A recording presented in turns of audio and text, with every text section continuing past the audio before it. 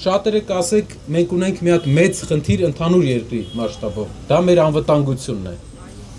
Շուտով մենք կներկայացնենք, թե ինչպես ենք տեսնում մեր երկրի իրական անվտանգության ապահովումը առանց այս ամբողջ այս սարսափի, որ մենք ապրեցինք վերջի 7 տարվա ընթացքում։ Այսինքն մենք ունենք երկրի ղեկավար, որը սխալների պատճառով բերել է բազմաթիվ բախումների չի տանում այն ղեկավարը, ով կարող է լավ բանակցել, ով կարող է լավ, ճիշտ բոլորի հետ պայմանավորվել, մինչև բանակցային սեղանին հասնելը։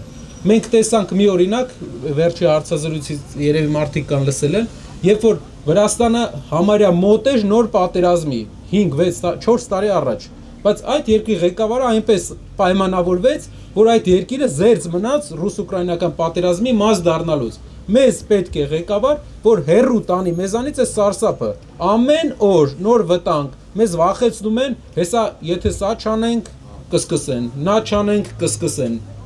Ու տենց հիշում եք կկվի հեքիաթը, հայկական ժողովրդական հեքիաթ է,